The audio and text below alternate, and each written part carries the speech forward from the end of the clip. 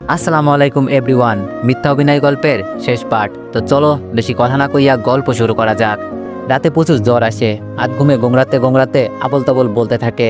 ঘুম থেকে উঠে কাঁধে ভর দিয়ে সোফা থেকে কোনো রকম বিছানায় নিয়ে আসি ওনাকে। শরীর জ্বরে পুড়ে যাচ্ছে। মাথার নিচে পলিথিনের কাগজ দিয়ে মাথায় প্রায় 2 বালতি পানি দিতে হয়। তারপর জ্বর কিছুটা কমে আসে। ভেজা বালিশ থেকে মাথা সরিয়ে আমার পায়ের উপর শুইয়ে দিই।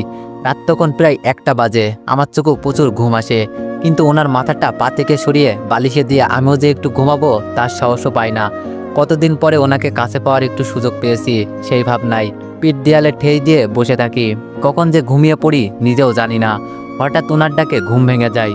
এই অবন্তী, অবন্তী, এই ওঠো। আমি ঘুম জড়ানো কণ্ঠে উত্তর দিই, কি হয়েছে, আবার খারাপ লাগছে? উনি বললেন, না, এখন একটু ভালো লাগতেছে। আমি বললাম, আচ্ছা তবে ঘুমিয়ে থাকুন, সব ঠিক হয়ে যাবে। উনি বললেন, তুমি এভাবে ঠেই দিয়ে ঘুমাতে পারবে? বালিশ নিয়ে শুয়ে পড়ো। আমি উত্তর দিই, আসলে বালিশ একটা ভিজে গেছে, আর একটাতে কি করে 2জন ঘুমাবো? তার চেয়ে ভালো হবে এভাবেই ঘুমিয়ে থাকুন, আমিও ঘুমাই। আর কোনো কথা না বলে উনি বালিশ নিয়ে শুয়ে পড়েন, আর একটু পরে আমাকে টেনে শুয়ে দেন। আমি এমনিতেই বসে বসে ঘুমিয়েছি, আমার ঘুম ভালো হয়নি। ঘুমে চোখ বন্ধ হয়ে আসছে, তাই বিছানায় মাথা রাখতেই আমি ঘুমে তলিয়ে যাই। সকালে ঘুম থেকে উঠে নড়তে পারি না, তখনও পুরোপুরি সকাল হয়নি। আমি নিজেকে আবিষ্কার করি ওনার বুকে। একটা মাত্র বালিশে উনি শুয়ে আছেন, আর আমি ওনার হাতের উপরে শুয়ে আছি। ওনার ডান হাতের উপরে আমার মাথা, আর বাম হাত দিয়ে আমাকে জড়িয়ে ধরে আছেন। তখন আমার যে কতটা ভালো লাগে আমি বলে বোঝাতে পারবো না। খুশিতে আমার কান্না চলে আসতে থাকে। আমি কোনো রকমে মাথাটা ওনার দিকে ঘুরিয়ে ওনার বুকে মুখ রেখে আবার ঘুমানোর চেষ্টা করি, কিন্তু বিভিন্ন ভাবনায় আমাকে ঘুমাতে দেয় না। তাই বিড়াল ছানার মতো গুটসুটি মেরে সজাগ হয়ে শুয়ে থাকি। উঠতে মন চায় না, কিন্তু বেশি দেরি হলে আবার নামাজ কাদা হয়ে যাবে, আর ওনাকে যদি নামাজের জন্য না ডেকে দিই তবে হয়তো আবার রাগ করতে পারে। তাই কোনো রকমে নিজেকে ছাড়িয়ে নিয়ে অজু করে এসে ওনাকে ডেকে দিই। কিন্তু রাতে জ্বর থাকার কারণে হয়তো উঠতে কষ্ট হচ্ছিল, খালি বারবার বলে আবারও ঘুমিয়ে যাচ্ছিল। আমি ওনার কপালে চুমু দিয়ে কানে কানে বলি, এই যে এত ঘুমালে হবে? নামাজ পড়তে হবে না? উঠুন, নামাজ পড়ে তারপর আবার মন চাইলে ঘুমাবেন। এবার তিনি ঘুম থেকে উঠে তাড়াতাড়ি ফিরে এসে অজু করে আসেন। 2জনে একসাথে নামাজ শেষ করি। নামাজ শেষ হতেই উনি উঠে বলেন, 2 রাকাত নফল নামাজ পড়ে নাও। আমি ওনার কথা মতো নফল নামাজ পড়ে নিই। তবে নামাজ শেষে বুঝতে পারি এটা হলো সেই নামাজ যা 2 প্রান্তের 2জন একসাথে হওয়ার শুকরিয়া স্বরূপ আদায় করে। ওই দিনের পর থেকে আমি কিছুটা ভালোবাসা পাই। কিছুটা বলতে আমাকে আগের মতো অতটা অবহেলা করতো না। অবহেলা কমে গেছে ঠিকই, কিন্তু আজও আমি ভালোবাসাটা পাইনি, জানি না কবে পাবো। হঠাৎ বাস ড্রাইভার হার্ট ব্রেক করতেই সামনের দিকে ঝুঁকে পড়ে অবন্তী আর অপরিচিতা। নিজেদেরকে তাড়াতাড়ি সামলে নেয় তারা। এতক্ষণ ধরে জিম ধরে অবন্তীর কথাগুলো শুনতে থাকা অপরিচিতা বলে, আপু তবে এখন আমার কি হবে? আমিও যে বড় একটা ভুল করে ফেলেছি। অবন্তী বলে, শোনো অপরিচিতা বোন, এখন তোমার বয়স সবে মাত্র 18 হয়েছে। হয়তো তুমি মনে করছো সেই কলেজ লাইফের রিলেশনটা অনেক মজার ছিল, সে অনেক ভালোবাসতো। আরে বোকা মেয়ে, সে যদি তোমাকে ভালোবাসতো তবে একবারের জন্য হলেও তো তোমার পরিবারে বলতে পারতো, অথবা তার পরিবার থেকে কাউকে পাঠাতে পারতো। সে কিন্তু কিছুই করেনি। আরেকটা কথা শোনো, স্কুল কলেজ লাইফে কেউ কেউ রিলেশন কেন রাখে জানো? কেউ কেউ কেবলমাত্র একটু ফোনে গল্প করার জন্য আর কলেজ স্কুলে টাইম পাস করার জন্য রিলেশন করে। আবার কেউ কেউ রিলেশনে জড়ায় তার এই উঠতি বয়সে চাহিদা মেটানোর জন্য। একটাবার লুকিয়ে খোঁজ নিয়ে দেখো, তোমার অবর্তমানে সে হয়তো আরেকটা রিলেশনশিপে জড়িয়ে গেছে, আবার নতুন করে কাউকে বলছে তোমাকে ছাড়া আমি বাঁচবো না। তুমি হয়তোবা এখন আমাকে বলবে, আমি যে তোমাকে এত জ্ঞান দিচ্ছি, আমি কেন তবে ওই ভুলটা করেছিলাম? আসলে আমার ওই ভুলের কারণেই শিক্ষা হয়েছে বলেই তো তোমাকে আজ বুঝাতে পারছি। ভুল থেকেই তো সবাই শিক্ষা নেয়। এই বলে অবন্তী অপরিচিতাকে বুঝাতে লাগলো। অপরিচিতা বলল, আপু আমি যেমন 2 বছরের সম্পর্কের মায়ে জড়িয়ে গেছি, সে কি জড়িয়ে যায়নি? অবন্তী বলল, হ্যাঁ এটা ঠিক বলেছ। একসাথে চলার ফলে আসলে মায়া জন্মায়, ভালোবাসা জন্মায়। প্রথম দেখাই তো কেবল সুন্দর চেহারাটাই ভালো লাগে, কিন্তু একটা কথা মনে রাখবে, 3-4 বছর রিলেশনশিপের পরে মায়ার চাইতে 3 অক্ষরের কবুল শব্দটা মায়া অনেক বেশি। হুট করে একজনকে আই লাভ ইউ বলে ফেলা যায়, কিন্তু কবুল শব্দটা উচ্চারণের সময় হৃদয়টা ছিঁড়ে যায়, চোখ থেকে আপনা আপনি পানি ঝরে। সেই পানিটা একদিক দিয়ে সুখের, অন্য দিক দিয়ে বেদনার। তুমি আজকে যদি তোমার স্বামীকে ডিভোর্স দিয়ে বাড়ি চলে যাও এবং ইদ্যত পালন করা শুরু করে দাও, আমি গ্যারান্টি দিয়ে বলতে পারি তুমি কালকেই হাতের অনামিকা আঙ্গুলটার দিকে তাকিয়ে ভাববে এখানে অনেক যত্নের একটা আংটি ছিল। খেতে গেলে ভাববে সে কি খেয়েছে, না আমার জন্য কষ্ট পেয়ে না খেয়ে ঘুমিয়ে গেছে। ঘুমাতে গেলে ভাববে সে কি ঠিকমতো ঘুমাতে পারছে, নাকি বিছানার দিকে তাকিয়ে আমার কথা ভাবছে। তারপর দিন শেষে পরিসংখ্যান করবে তুমি তার চেয়ে বেশি ভেবেছো, তুমি তার চেয়ে কম ঘুমাতে পেরেছো, তুমি ঠিকমতো খেতে পারোনি, তখন আবার ভাবতে শুরু করবে ওই দিন কত কষ্টের। আলহামদুলিল্লাহ কবুল শব্দগুলো বলেছিলাম, আজ এত সব তাড়াতাড়ি ভুলে চলে এলাম, আমি কি ভুল করিনি। তখন তোমার বুঝে আসবে যে হ্যাঁ তুমি কি জিনিস পেছনে ফেলে রেখে চলে এসেছো। তখন অনেক দেরি হয়ে গেছে, তুমি আর সেই হারানোর জিনিস আগের মতো করে ফিরে পাবে না। অপরিচিতা উত্তর দেয়, আপু তবে এখন আমি কি করব, আমাকে একটা সঠিক রাস্তা বলে দাও। অবন্তী বলল, আমি এতক্ষণ যা বললাম খুঁজে দেখো, তার মাঝেই তোমার সঠিক রাস্তা। তুমি ওইসব অতীত ভুলে এখন বাস্তবতার চিন্তা করো। এখন তোমার বিয়ে হয়ে গেছে, বিয়ের পরে তুমি যতই অতীত ভাববে ততই তোমার পাপের পাল্লা ভারী হবে। আর তাছাড়া তুমি যদি এখন আবার সেই পুরনো প্রেমিকের কাছে ফিরে যাও, তুমি কি ভাবছো তুমি সুখী হবে? মোটেও না। ছোট থেকে ছোট ভুলে সে তোমাকে খোঁটা দিবে, তোমার একটু ভুলেই শাশুড়ি ননদের খোঁটা শুনতে হবে। তাই যা বলেছি তাই করো। যাও পিছনের সিটে গিয়ে বসো, রাতে অতীত ভুলের জন্য স্বামীর কাছে ক্ষমা চেয়ে নিও, আর সুন্দর করে সংসার শুরু করো। অপরিচিতা একটু চুপ থেকে আবার বলে, সত্যি যাব আপু? অবন্তী বলল, তো আর কি, যাও পিছনের সিটে যাও, আর আমার জন্য দোয়া করো যেন সব ঠিক হয়ে যায়। অপরিচিতা মুচকে এসে অবন্তীর পাশ থেকে উঠে 2 সিট পিছনে গিয়ে স্বামীর পাশে বসে। অবন্তীর মুখেও হাসি ফুটে ওঠে, মনে মনে বলতে থাকে, আল্লাহ আমি পেরেছি, নিজে ভুল করলেও অন্যকে ভুল করতে দেইনি। আমি তাকে বুঝতে পেরেছি, আমি একটা সংসার সুন্দর করার উছিলা হয়েছি। আল্লাহ আল্লাহ এই কাজকে উছিলা করে তুমি আমার সংসারটা ঠিক করে দাও। আল্লাহ তুমি ওনার মন পরিবর্তন করে দাও, এখন থেকে যেন উনি আমাকে আগের মতো ভালোবাসে সেই ব্যবস্থা করে দাও। অবন্তী আজকে তার বাপের বাড়ি যাচ্ছিল, একা একা তো আর যাওয়ার কথা ছিল না, অবশ্যই তার স্বামীর সাথে থাকতো। আসার সময় স্বামীকে অনেক বলেছিল, কিন্তু তার স্বামী আব্দুল্লাহ বলে, দেখো আমি কোন মুখ নিয়ে তোমার বাড়িতে যাব, আমি পারবো না। আব্বা আমাকে দেখলেই অপমানিত হবেন, আম্মা আমাকে দেখলেই অপমানিত হবেন, আমি কারোর দিকে মুখ তুলে তাকাতে পারবো না, কারণ মুখ তুলে তাকালেই তারা অপরাধ বোধে ভুগবে। আমি চাই না ওদেরকে অপমানিত করতে, তার চেয়ে ভালো তোমার যেতে মন চাই তুমি যাও, আমি গাড়িতে তুলে গিয়ে আসি। বাস একেবারে তোমাদের এলাকার স্টেশন হয়ে যাবে, সেখান থেকে পরে রিক্সা করে চলে যাবে। অবন্তী আর কিছুই বলতে পারে না, কারণ তার বোঝা হয়ে গেছে কি ভুল সে করে ফেলেছে, তাই কেবল মাথা চাকিয়ে সম্মতি জানায়। আব্দুল্লাহ স্ত্রীকে গাড়িতে উঠিয়ে নিজে অফিসে চলে যায়, আর সেই বাসে ওঠে অন্য আরেকটা নববিবাহিত দম্পতি। যখনই মেয়েটি তার স্বামীর সাথে না বসে বরং অবন্তীর পাশে খালি সিটে এসে বসলো, তখনই অবন্তীর মনে হলো হয়তোবা তাদের কোনো ঝগড়া হয়েছে, নয়তোবা তার মতোই কোনো সমস্যা। তখনই অবন্তীর প্রশ্নের জবাবে অপরিচিতা বলে তার জীবনে প্রথম প্রেমের গল্প, তার ভালোবাসার গল্প, এবং তার পরিবার তার অমতে তাকে বিয়ে দিয়েছে সেই গল্প।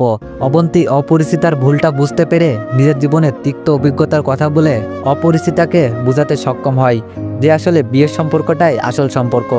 অবন্তীর স্টেশন এসে পড়েছে, তাই নামতে যায়, তখন খেয়াল করে পিছনের সিটে তাকিয়ে দেখে অপরিচিতা তার স্বামীর কাঁধে মাথা রেখে বসে আছে। নিজের অজান্তেই হাসি ফুটে ওঠে তার ঠোঁটে।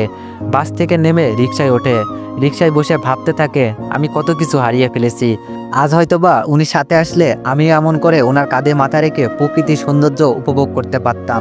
বাপের বাড়িতে সবাই জিজ্ঞেস করে জামাইকে নিয়ে আসলি না কেন। অবন্তী নিজের চেহারা যত সম্ভব স্বাভাবিক রেখে বলে, আসলে ওনার আজকে নাকি জরুরি কাজ আছে, তাই আসতে পারে নাই, পরে আসবে। কিন্তু অবন্তীর ভাবি বুঝে ফেলে যে অবন্তী মিথ্যা বলছে। রাতে খাওয়া দাওয়ার পরে অবন্তীকে জিজ্ঞেস করে, অবন্তী তোমার জামাই কি এখনো রাগ করে আছে নাকি, আজকে আসলো না কেন? অবন্তী ভাবির কাছে কিছুই লুকায় না, সব বলে দেয়। অবন্তীর ভাবি ওকে সান্ত্বনা দিয়ে বলে, কেঁদো না, সব ঠিক হয়ে যাবে, একটা বাবু হলে দেখবে সব ঠিক হয়ে যাবে। দেখো নাই তোমার ভাইয়া আগে আমার সাথে কত রাগ দেখাইতো, কিন্তু যেদিন শুনছে আমার বাবু হইব ওই দিন থেকে তো আমি যা বলি তাই শোনে। আগে তরকারিতে একটু লবণ কম বেশি হলেই রাগারাগি করত, আর ওই দিন তরকারিতে ভুলে লবণ দিই নাই, কিন্তু চুপচাপ কষ্ট করে খাইয়া নিছে। খাওয়া শেষ কইরা তারপর বলছে, এই তরকারিতে তো লবণ মনে হয় কম হয়েছে। পরে তো আমি দেখি যে লবণই দিই নাই। আমি পরে যখন কইলাম আপনি লবণ ছাড়া তরকারি কেমনে খাইছেন, একবার বললেন তো না। পরে তোমার ভাইয়া কইতাছে, তুমি সারাদিন এত কষ্ট করো, এই গরমের মধ্যে রান্না করো, আমি একটু কষ্ট করে না হয় খাইলাম। পুরুষ মানুষের এমনিতেই রাগ বেশি, কিন্তু দেখো বাবু হইলে তখন আর রাগ করতো না, তুমি যা কইবা তাই শুনবো। অবন্তী মনে মনে ভাবে, উনি তো এখন আমাকে ভালোই বাসে না ঠিক মতো, আর বাবু। অবন্তীর ভাবি বলে, অবন্তী হইছে, এখন আর চিন্তা করন লাগতো না, যাও গিয়ে ঘুমাও, আমিও যাইগা, তোমার ভাইয়া মশারি ছাড়াই শুইয়া রইছে, যেই মশা যাই আমি গিয়ে তোমার ভাইরে মশারি টাঙিয়ে দিতে হইব, বলেই চলে যাই। অবন্তীও নিজের মতো মশারি টাঙিয়ে শুয়ে পড়ে, তারপর স্বামীকে ফোন দিয়ে খাওয়া দাওয়ার খোঁজ নিয়ে ঘুমিয়ে পড়ে। 2 দিন পর অবন্তীর আর বাপের বাড়িতে মন বসে না, খালি ভাবির কথাগুলো চিন্তা করে। স্বামীকে ফোন দিয়ে বলে এসে নিয়ে যেতে, কিন্তু আব্দুল্লাহ আসবে না জানিয়ে দেয়। কোনো ভাবনার অন্তর না পেয়ে বাবাকে বলে ফেলে, আব্বু তুমি একটু বলো, না হলে উনি আসবে না। অবন্তীর বাবা লজ্জা সত্ত্বেও কোনো রকমের মেয়ের জামাইকে কল দিয়ে বাড়িতে আসার কথা বলল। আব্দুল্লাহ শ্বশুরের কথা ফেলতে পারল না, অবন্তীকে নিতে চলে আসলো। খাবার টেবিলে যখন সবাই একসাথে খেতে বসলো, আব্দুল্লাহ একবারও মাথাটা উঁচু করতে পারল না। পাশে তার শ্বশুরের সাথে চোকাচুকি হয়ে যায়। বিকালে স্ত্রীকে নিয়ে বাড়িতে ফিরে আসলো আব্দুল্লাহ। রাতে ঘুমাতে যাওয়ার আগে অবন্তীকে সাজতে দেখে প্রশ্ন করে, এই রাতের বেলায় সাজুগুজু করার মানেটা কি? অবন্তী একটু লজ্জা মাখা সুরে বলে, খুব ইচ্ছে হয়েছিল তাই। আব্দুল্লাহ আর কিছু না বলে শুয়ে পড়ে। অবন্তী হতাশ হয়ে তাকিয়ে থাকে স্বামীর দিকে। কত কষ্ট করে সাজলাম আর উনি কিনা ঘুমিয়ে পড়ল।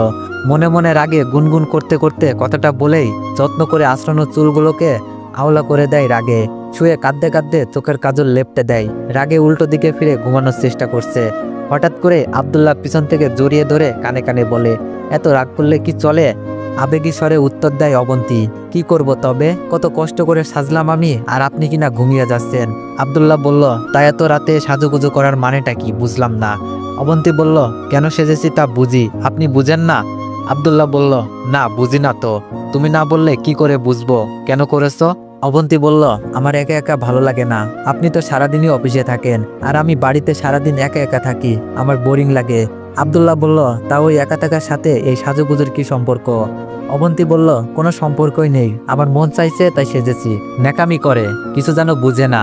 আপনার শুনতে হবে না কিছু, বলে একটা কৃত্রিম রাগ দেখিয়ে উল্টো পাশ ফিরে শোয়। আব্দুল্লাহ অবন্তীর রাগ দেখে হেসে ফেলে। অবন্তীকে পিছন থেকে জড়িয়ে ধরে বলে, এই শোনো না, এই শোনো না, আমাদের যদি একটা ছোট্ট মেয়ে থাকতো তবে কত ভালো হতো তাই না? সারাদিন দৌড়াদৌড়ি করতো, কত ভালো হতো তাই না? অবন্তী মুখ ঘুরিয়ে আব্দুল্লাহর বুকে মাথা রাখে। বিড়াল ছানার মতো বুকের সাথে মিশে গিয়ে বলে, একটা কথা বলবো আপনাকে? আব্দুল্লাহ বলে, বলতে থাকো। অবন্তী বলে, জানি না আপনি বিশ্বাস করবেন কিনা, তবুও বলি, আমার আর ওর মধ্যে যদিও 3 বছরের একটা সম্পর্ক ছিল, কিন্তু কসম করে বলতে পারি আমাদের মধ্যে কোনো খারাপ সম্পর্ক ছিল না। আব্দুল্লাহ বলল, অবন্তী এখন এসব কথা থাক। অবন্তী বলল, সবকিছু আপনাকে না বললে যে আমার ভিতরে শান্তি হচ্ছে না, আমার বুকটা ফেটে যায় যখন আপনি আমার সাথে ঠিকমতো কথা না বলেন। আমি অবশ্যই মানছি আমি যা করেছি তার কোনো ক্ষমা নেই, তবুও বলি প্লিজ বিশ্বাস করুন, আমাদের 8-10টা রিলেশনশিপের মতো আমাদেরটা ছিল না।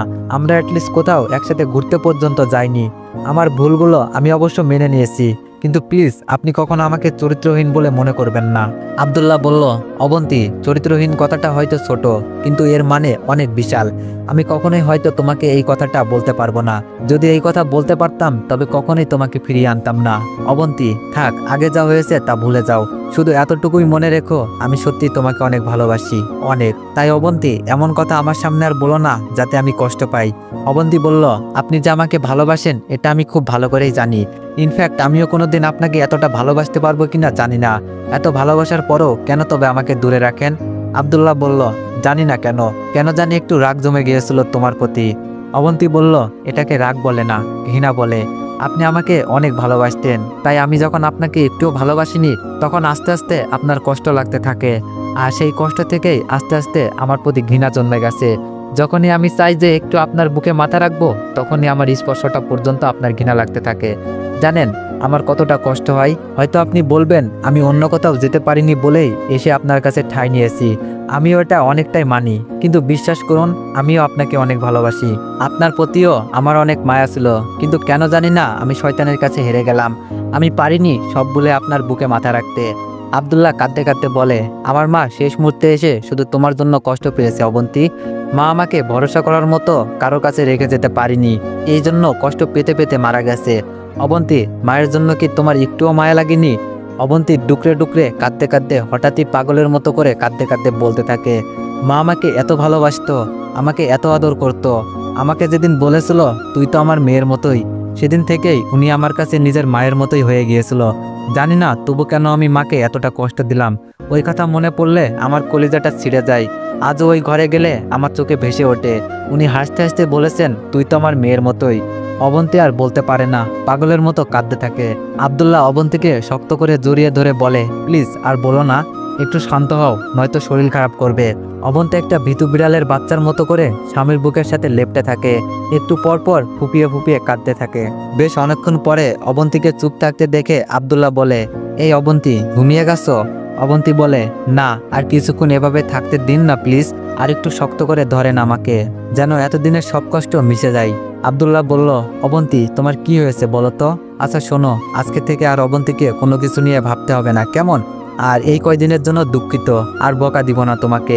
অবন্তী বলল, সত্যি এভাবে আগলে রাখবেন তো সবসময়? আর একটা কথা দিবেন আমাকে? আব্দুল্লাহ বলল, আবার কি কথা? অবন্তী বলল, আজকের পর থেকে আমি যদি কোনো ভুল করি তবে আমাকে প্রয়োজনে যতক্ষণ ইচ্ছা মারবেন, কিন্তু আমাকে আপনার কাছ থেকে দূরে যেতে দিবেন না। আব্দুল্লাহ বলল, আচ্ছা ঠিক আছে, এবার বলো ছাদে যাবে? আজকে অনেক সুন্দর একটা চাঁদ উঠেছে। অবন্তী বলল, এই চাঁদ সবসময় উঠবে, কিন্তু আমার এখন যতটা ভালো লাগছে এই ভালো লাগা আর কখনো পাবো না। আব্দুল্লাহ মুচকে এসে বলে, এইভাবে সবসময় থাকবে তো? যদি আবার কখনো আমাকে ছেড়ে যাও আমি হয়তো বাঁচবো না। অবন্তী বলল, সেই দিনটা পৃথিবীর ইতিহাসে আর কখনো আসবে না। যতদিন বেঁচে আছি এভাবেই পাশে থাকবো, বিনিময়ে শুধু একটু ভালোবাসা দিবেন। আব্দুল্লাহ আর কিছু না বলে অবন্তীর কপালে একটা গাঢ় চুমু দেয়। অবন্তী যেন তার জীবনে সবচেয়ে বড় কিছু পায়। সে গুটি মেরে আবারও মিশে যায় স্বামীর বুকে। স্বামীর গেঞ্জি দিয়ে চোখ মুছতে মুছতে ভাবতে থাকে, এর চেয়ে সুখ আর কি হতে পারে? আর আমি কিনা অবৈধতায় সুখ খুঁজেছিলাম। সে আব্দুল্লাহর কানে কানে বলে, খুব ভালোবাসি, কখনো ছেড়ে যাব না, শুধু এভাবে একটু আদর দিও। পৃথিবীর দুই প্রান্তে দুটি মানুষ একত্রে মিলিত হলে হয়তো এভাবে একে অপরের সাথে জড়িয়ে যায়। তারা তখন চাইলেও একে অপরের থেকে দূরে থাকতে পারে না। কোনো এক অজানা সুতো তাদের বেঁধে রাখতে চায়। হয়তো সেটা সেই 3 অক্ষরের শব্দ, কবুল। এই শব্দটা উচ্চারণ করতে যেমন কষ্ট হয়, তেমনই এটা ভেঙে আলাদা হয়ে যাওয়াও হয়তো কষ্ট। পরিশেষে একটা কথাই বলা যায়, অবৈধতার সুতোয় বাঁধার পড়ার আগেই প্রিয়জনের এই বৈধ ভালোবাসার সুতোয় বেঁধে দিতে চেষ্টা করুন। হয়তো তারা এই সুতোটা ধরেই জীবন কাটিয়ে দিতে পারবে স্বাচ্ছন্দ্যের মাঝে। ভালো থাকুক পৃথিবীর প্রতিটা স্বামী স্ত্রীর বন্ধন, একে অপরের ভরসায় কাটিয়ে দিক সারাটা জীবন, এই কামনা করি। তো এভরিওয়ান, গল্পটা কেমন লাগছে সবাই একটু জানাবেন। আর কালকে তো ফ্রাইডে, আমি তো আপনাদের কাছ থেকে ফ্রাইডের দিন ছুটি চেয়ে নিয়েছি। ইনশাল্লাহ শনিবার থেকে আবার অনেক গল্প আসবে। ধন্যবাদ।